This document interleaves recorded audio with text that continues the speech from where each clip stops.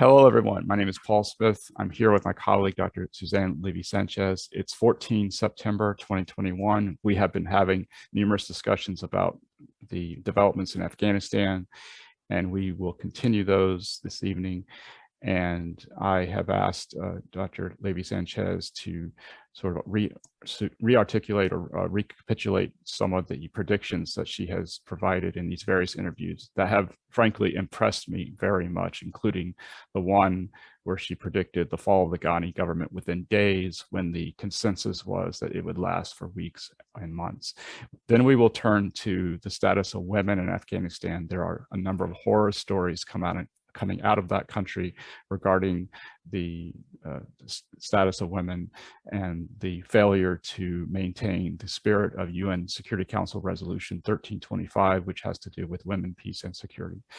So good evening, Susie. Hi, thanks for having me again. Sure. Could you, just for the benefit of our listeners, sort of give us a sense of some of the highlights of things you predicted, just because I want to really, for the record, show just how insightful your observations have been. You're very kind, Paul.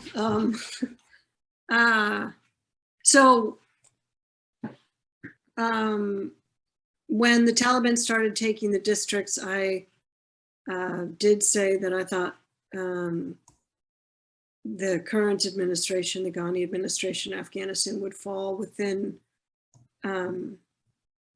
days, and it did happen within days. I said that the countries around the edges were all going to close their borders and was going to become like a death trap in Afghanistan, and that happened. I said when people were hoping that Russia and China would pressure Afghanistan or get involved to help form a government, I said the opposite was going to occur, because then they could make the US look bad, and that is what happened. They did not help, they did not step in, and were not useful actually so far in any particular way. What else? I started helping Afghans to evacuate or find alternative ways of getting out of the country on July 4th. And I started, most people didn't start until early August, but I started actively on that day. I formed a youth group in northern Afghanistan on that day, and then worked with those youth consistently. One of their leaders, they stopped contacting me at the end of July because the Taliban started monitoring their phones. So we had to find different ways, and now I'm helping to evacuate a number of them. I had one contacted me secretly yesterday, saying that in that part of Afghanistan, they want to secretly start paying teachers so they can start education again, because even though the Taliban government is saying that they're providing education, they're not funding it anymore. So none of the schools have been operating. And so they are secretly asking me to try to find funds to pay for teachers in that area. I also said that as opposed to the Taliban being the kinder, gentler Taliban, that there would be revenge going on. And I also anticipated that they would not be able to control their fighters throughout the country, so there wouldn't be suddenly a central government, and that those fighters would be engaging in various atrocities. I said that in early July. So I think, I mean, I could go on and on. I feel like I'm just bragging or something. To be honest. I just think it's just impressive, because every time I had a conversation with you, sure enough, what you say is going to happen suddenly, not suddenly necessarily, but it does happen. And so I just find it just absolutely amazing. And so that's why I think this conversation is particularly valuable. This is one of the events of our time. It's a geopolitically defining event. It's something, and I feel like these recordings are particularly valuable just to capture like a time capsule as things are developing. Well, and let me give a plug really quickly for the reason I have been able to do this.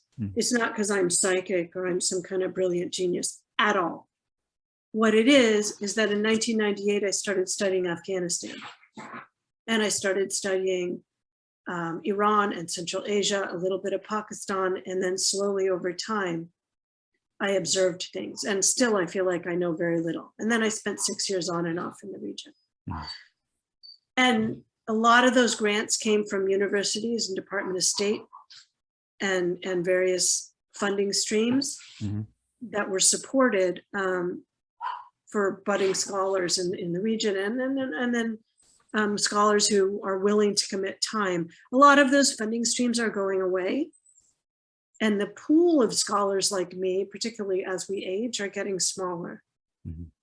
And so, again, there's no brilliance in my scholarship. It is simply that I've been committed to a particular region for a very long time. And that's it. And you have other scholars like me out there. And hopefully our foreign policy community will at some point begin to listen to us.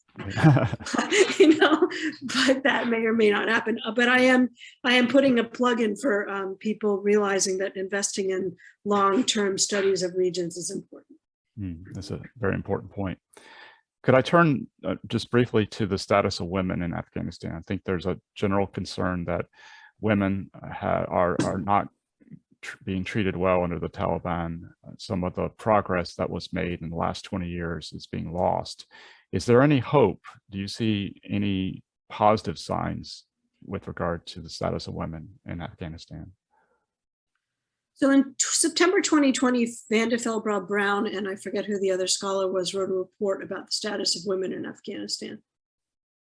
And in that report, it was kind of a damning report in the sense that they said 76% of women in Afghanistan did not have access to the gains that the women in the majority urban areas had, and that they were suffering. But I have to say that that report didn't look at the entire picture of what is now being lost. Because while women in rural areas may not have had access as much as everybody in the, wants them to have, or full access to education or medical treatment or leaving their house or the types of jobs they may have wanted, or even freedom within their families. That may have still been limited in a lot of rural areas. But what you didn't have as much were stonings, forced rapes and marriages, women being scared to go get an education because they would get whipped or stoned, or not having access. Now, the Taliban have said women can continue going to schools and universities, and they can continue working and working within the government. But those are their words. What has actually gone on, at least in the districts that I'm in contact with, is no school is going on. Not only are women not being educated, but nobody's being educated is one thing. The second thing going on is women are being in areas forced to marriage Taliban fighters and taken into sexual slavery. Number three, women are being arrested and beaten for acts that are anti-Islamic in a much more, it's much more often than it was. And the other thing that is really lost is the entire movement to allow women to have more agency within the country. And it's not to say that the Afghan women aren't fighting back, because there have been protests. There have been protests in Kabul, there have been protests in Balkh, there's been protests around the country. But those women have also been beaten and whipped. I am sure in some areas they've been killed. Do I have proof of that? No, I don't. But someone did send me a video this morning of 3 people being put in trunks of cars outside of someone's apartment in Panjshir. And they were basically, the Taliban were taking them to disappear them. So I think ultimately the status of women and the inclusion of women in power structures and educational structures and security structures within the country, and the slow empowering of women within Afghanistan is going to be dismantled as much as possible by the Taliban. That doesn't mean women won't push for it. But if you look at the Taliban government, there are no women. If you look at education, it's not going on. And if you look at women being able to walk alone in the streets in many, many places in the country, they can't do that anymore. And so, again, when people say things like, oh, Afghanistan didn't have that for women anyway, or 76% of women didn't have access in rural areas anyway, that's just not true. There was radical change across the country. And now women are living in terror and fear again. So if the Taliban decide to actually follow through on what they're saying, which is women can go to universities, they can work in the government, they can hold jobs, they can go to secondary and primary schools, that'll be wonderful.